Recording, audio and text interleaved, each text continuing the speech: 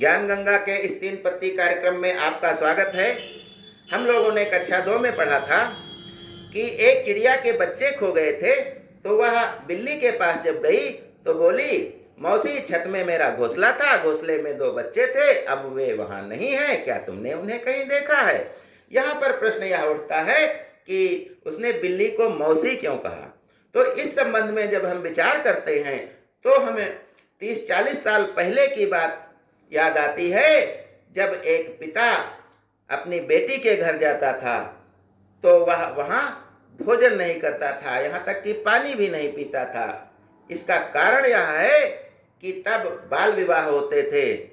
13-14, 9-10 साल में लड़कियों की शादी करके उन्हें ससुराल भेज दिया जाता था और वहाँ उनसे बंधुआ मजदूर की तरह काम कराया जाता था। रोटी भी नहीं ठीक से दी जाती थी, बात बात पर झिड़का जाता था, मारपीट भी की जाती थी और बेटी की तरफ से के जितने भी रिश्ते थे उनका उपहास किया जाता था।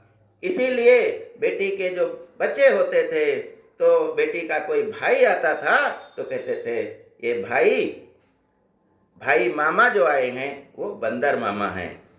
बंदर को मामा कहा गया, मौसी को बिल्ली कहा गया और सभी बड़ों के पैर छूना अनिवार्य होता है। लेकिन जब हमारे यहाँ कोई मामा आता है, क्योंकि वह बहू के पक्ष का होता है, तो उसके पैर नहीं छुआए जाते हैं बच्चों से।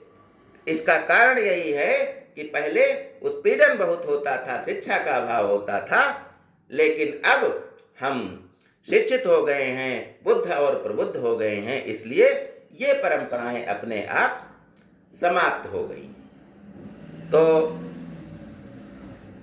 मौसी को बिल्ली, मामा को बंदर, ये सब अपमानित करने के लिए कहा जाता था। वह समय व्यतीत हो गया है। चलिए आगे बढ़ते हैं।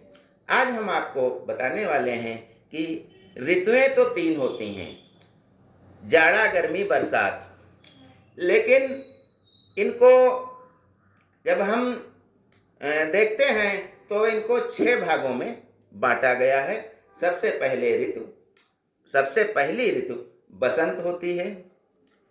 बसंत के बाद गर्मी आती है, गर्मी के बाद बरसात आती है, बरसात के बाद शरद आती है, शरद ऋतु के बाद शिशिर ऋतु होती है और हेमंत ऋतु होती है। ये हमारी 6 ऋतुएं हैं। लेकिन फिल्मों की भाषा में मौसम 4 बताए गए हैं, पतझड़, सावन, बसंत, बहार, 1 बरस के मौसम 4। लेकिन वास्तव में 6 ऋतुएं होती हैं और सबसे अच्छी ऋतु बसंत मानी गई है, जिसका प्रारंभ बसंत पंचमी से होता है। 12 महीने होते हैं, 2-2 महीने लगभग ये ऋतुएं होती हैं। इसके बाद मैं बताना चाहता हूँ कि हमारा सबसे पुराना डाकिया कौन है, तो वो कबूतर है। पहले पक्षियों से चिट्ठियां भेजी जाती थी, संदेश भेजे जाते थे और डाकिये का महत्व आज के 30-40 साल, 50 साल पहले जो था, आज वो महत्व नहीं रहा है, क्योंकि इंटरनेट आ गया है। हम किसी से भी किसी भी समय बात कर सकते हैं। पहले डाकिया जब आता था तो लोगों में दहशत फैल जाती थी, लोगों में खुशी फैल जाती थी। जो डाकिया होता था, डाकिया जादू करे महान, एक ही झोली में रखे आंसू और मुस्कान। किसी को खुशी देता था तो किसी को गम भी देता था, किसी को परेशानी में भी डाल देता था, क्योंकि वह तार लाता था और चिट्ठियां लाता था, जिसमें दुख की खबरें भी होती थी और सुख की खबरें होती थी।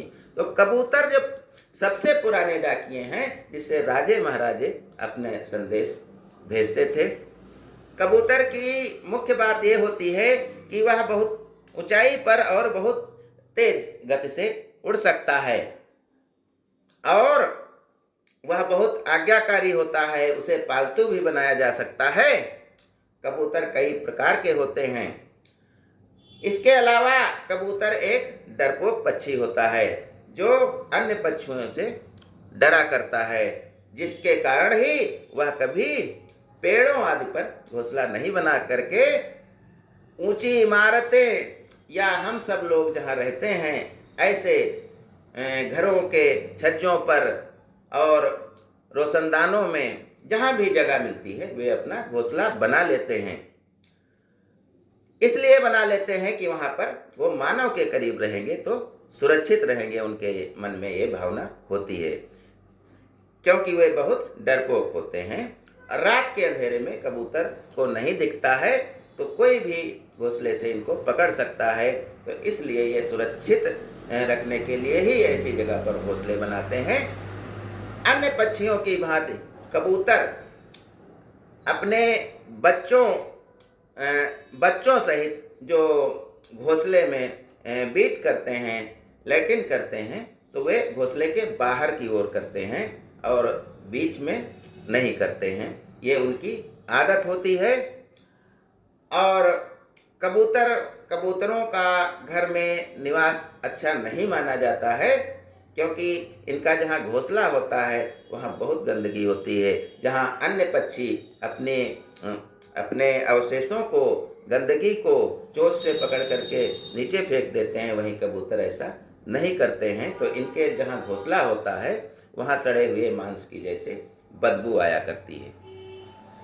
अगली बात मैं आपसे बताना चाहता हूँ कि जो शिव जी होते हैं इन पर पानी या दूध क्यों चढ़ाया जाता है, तो इसका कारण है कि शिव जी ने जो हलाहल विष पिया था तो उसके कारण उनका कंठ नीला पड़ गया था और उसकी दहन क्षमता बहुत अधिक होती है, जिससे उनमें जलन होने लगी थी और उन्होंने इस पर ठंडा पानी इसीलिए डाला जाता है कि वे शीतलता उन्हें प्रदान करे।